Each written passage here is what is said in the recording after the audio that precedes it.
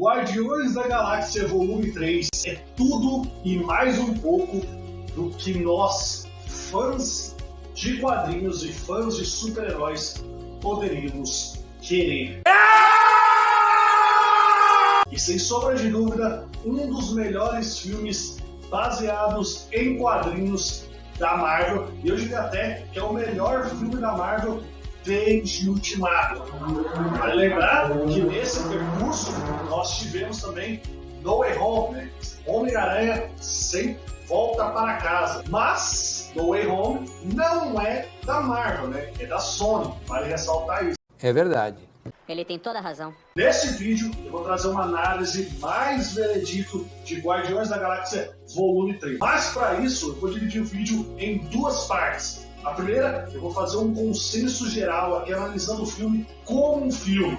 E a segunda parte, eu vou entrar aí propriamente dito em alguns elementos do filme. Ou seja, a primeira parte desse vídeo não vai ter spoilers, mas a segunda parte, como eu vou entrar em alguns elementos do filme e de sua narrativa, aí sim vamos ter spoilers. Beleza? É claro! Dito isso, sem mais delongas, bora para o vídeo. Bora! Produção, solta a vinheta!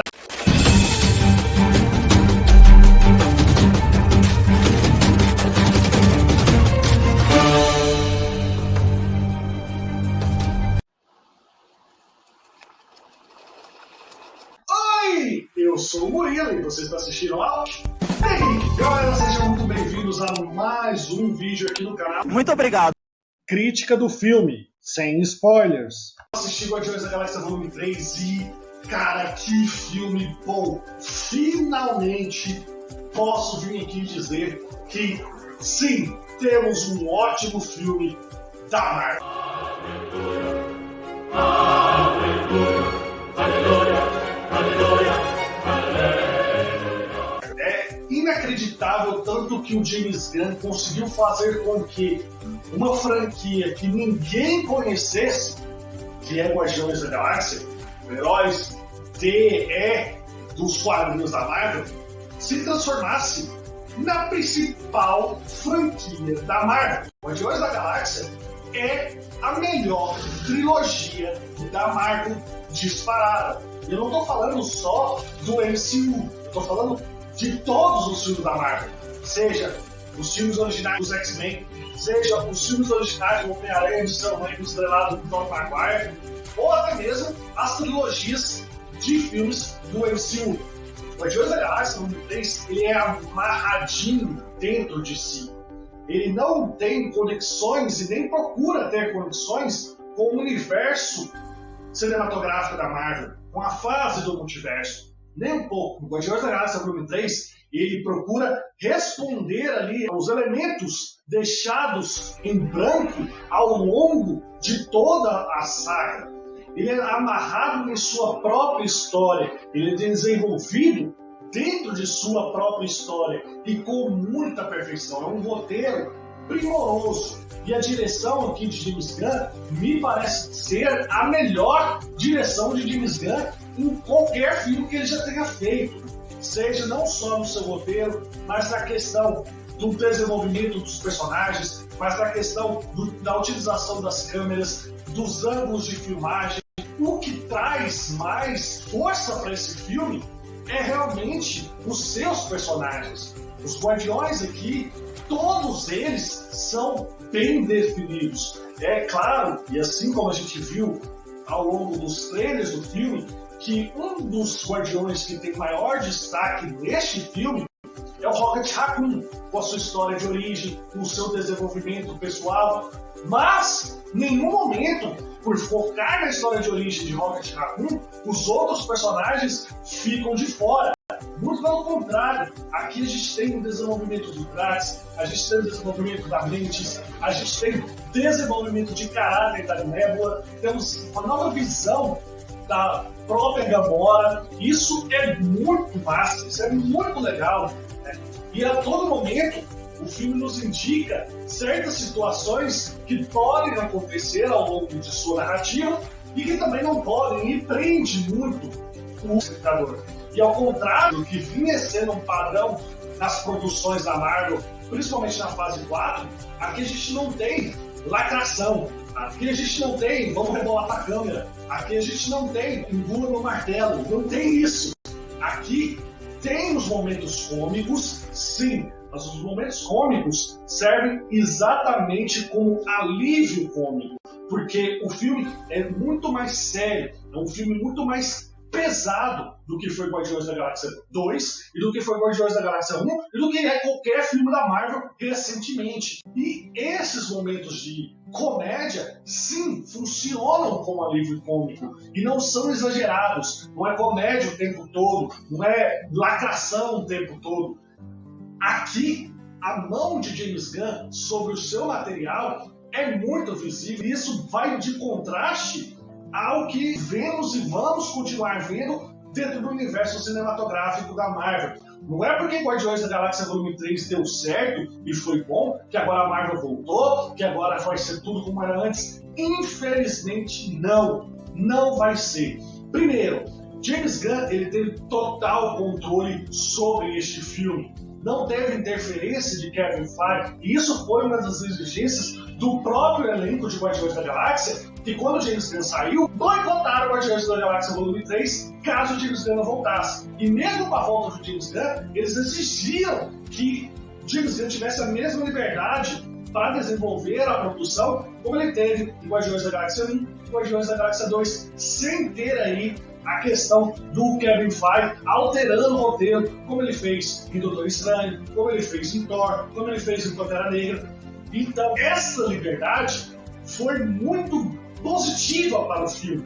E o James Gunn, vale ressaltar, ele não é só o diretor desse filme. Ele é diretor, roteirista, produtor executivo. Então, ele controla todos os âmbitos dessa produção e dá a sua cara para Guardiões da Galáxia. E é por isso que, infelizmente, os próximos produções da Marvel que vamos ver aqui, depois de Guardiões, muito dificilmente vai conseguir trazer o que Guardiões da Galáxia 3 trouxe, que é emoção, que é entreter, que é um CGI muito bom, diga-se de passagem. Não temos CGI aqui em Quantumania, não temos CGI She-Hulk, é um CGI muito bem desenvolvido. Então, isso que a gente viu aqui em Guardiões da Galáxia Volume 3 é um ponto fora da curva, pelo menos assim me parece, do que a gente vai ver ao longo de toda essa fase 5 do MCU e também o que a gente viu ao longo de toda a fase 4. Guardiões da Galáxia Volume 3 chega a ser um tapa na cara do próprio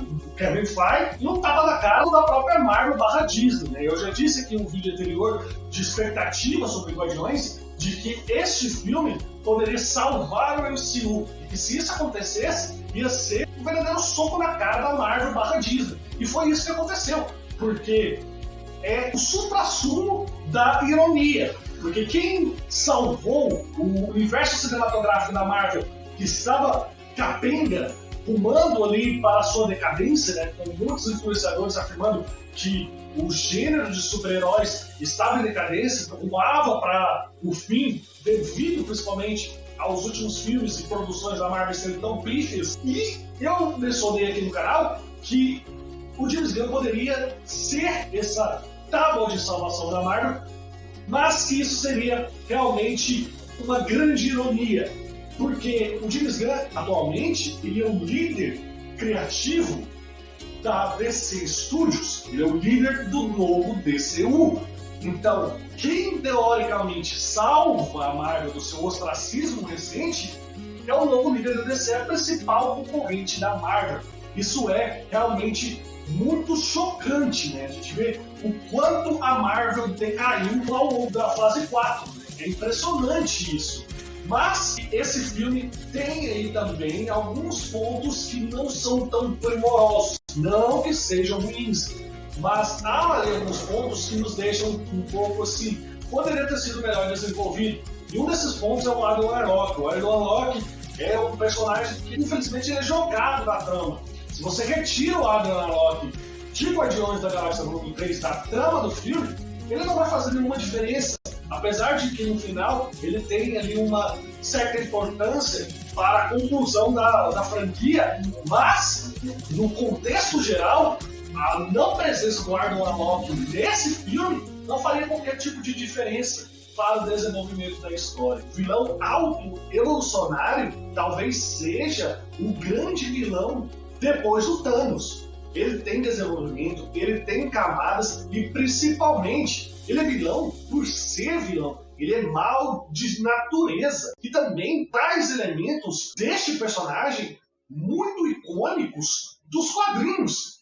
Então ele consegue ser um vilão muito mais interessante do que até mesmo o próprio vilão central deste novo ciclo do universo cinematográfico da Marvel, que é o Kang, interpretado por Jonathan Majors.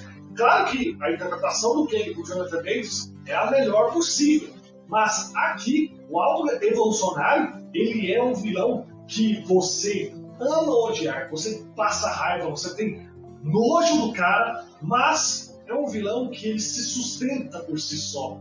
Ele consegue trazer um nível de ameaça a nível Thanos para os Guardiões da Galáxia. Isso é realmente muito interessante. Você vê que o James Gunn conseguiu criar um vilão nível Thanos dentro da sua própria saga.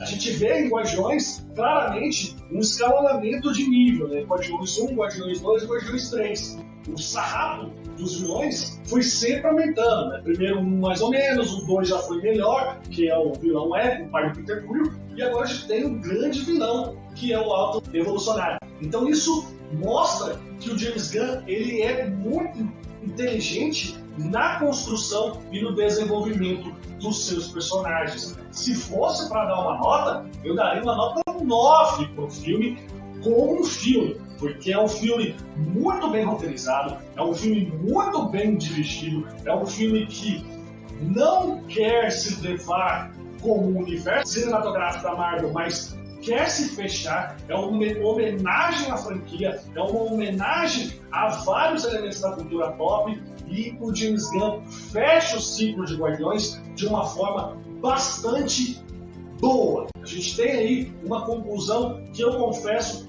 que eu não esperava que fosse tão legal. É um filme divertido, emocionante, um filme que traz muitas referências aos quadrinhos, muitas referências ao próprio universo de Guardiões da Galáxia e ao universo cinematográfico da Marvel como si. É um filme que se fecha em si mesmo e ao mesmo tempo expande o universo de Guardiões da Galáxia. Então, assim, disparado o melhor filme da Marvel em anos, e isso é muito legal. Oh, sim, claro.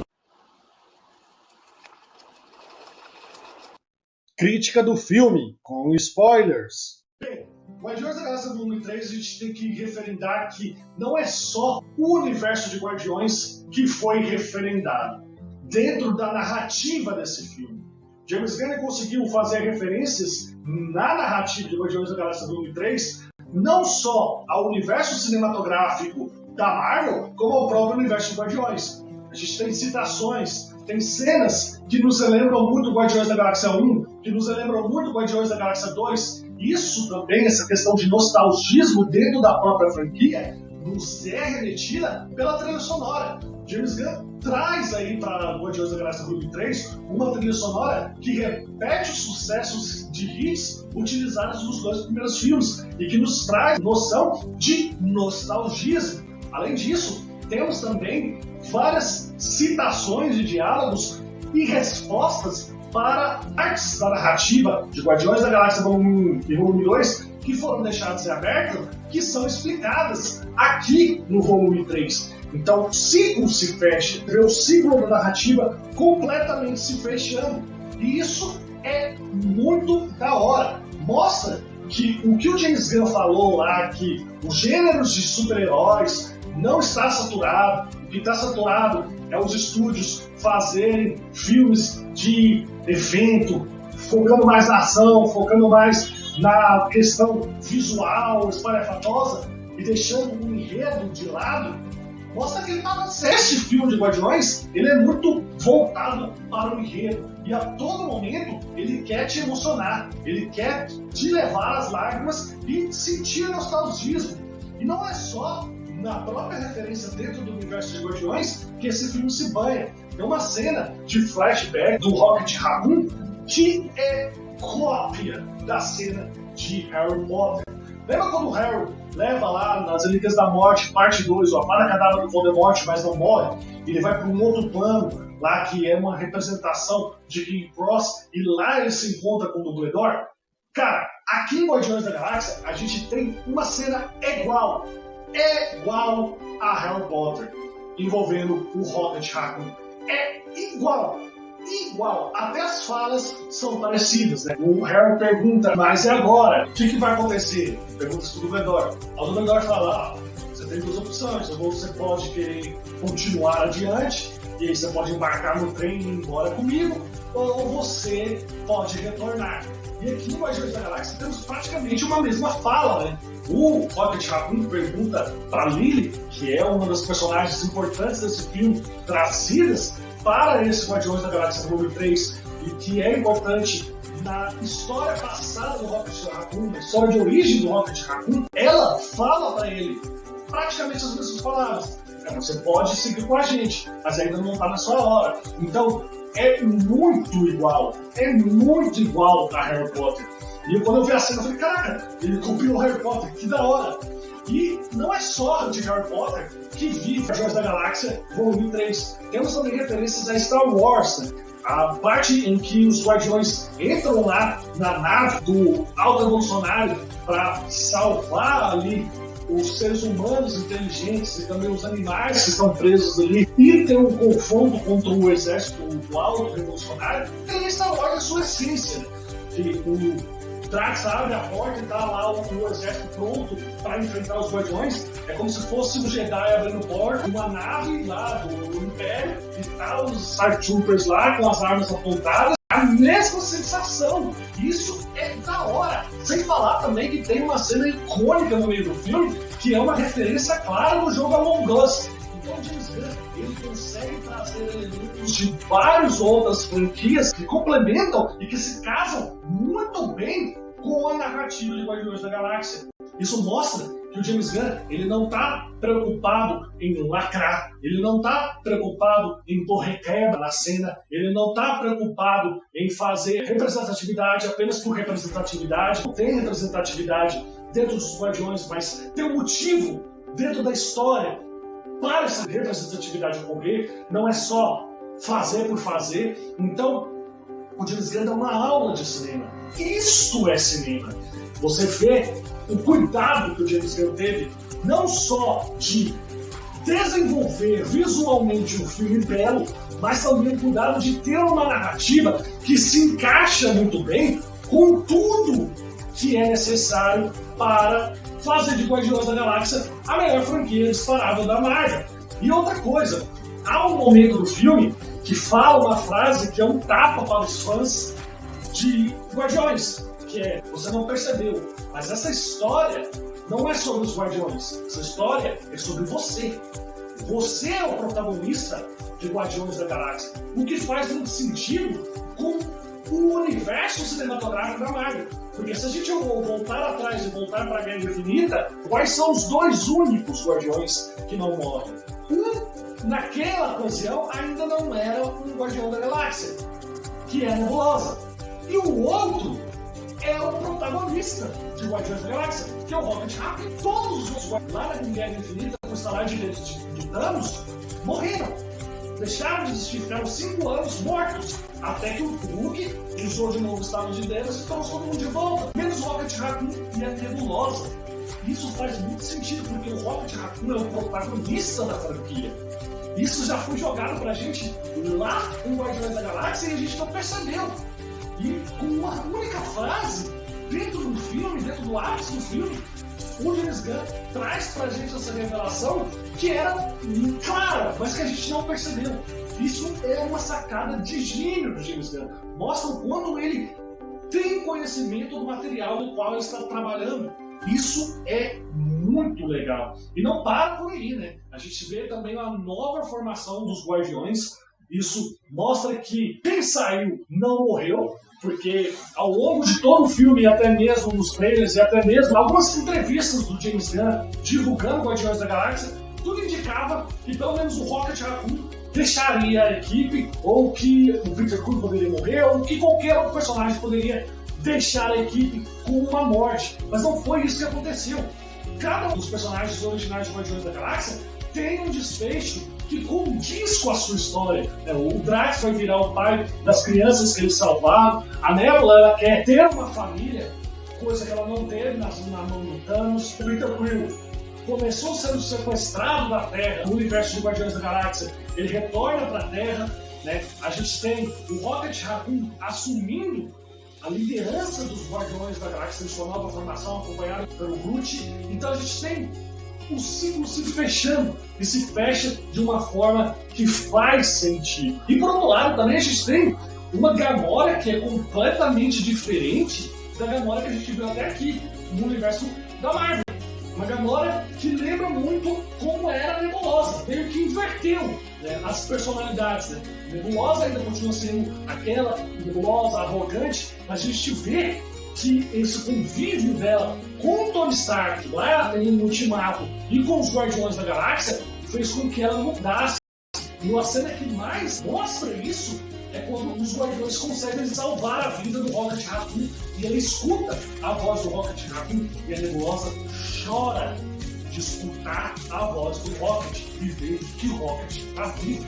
Você está parando para pensar, a Nebulosa chorando. Quando você, ao ver Guardiões, ao ver algum filme do universo cinematográfico da Marvel, pensou que algum dia você veria a Nebulosa chorando pelo Rocket Raccoon? Eu duvido que qualquer fã da Marvel tenha pensado que algum dia viria essa cena. E a gente viu.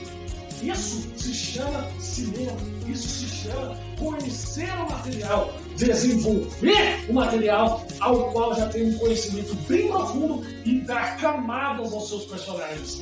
E o James Gunn faz isso com muita maestria em Guardiões da Galáxia, volume 3. É verdade. Ele tem toda a razão. Bem, galera, eu vou ficando por aqui. Espero que vocês tenham gostado do vídeo. Deixem aqui nos comentários a opinião de vocês, se vocês concordam ou não comigo nessa minha análise sobre o terceiro filme de Guardiões da Galáxia. A gente se vê no próximo vídeo. Não se esqueça de arrebentar o like e se inscrever no canal. Um beijo, fiquem com Deus e tchau!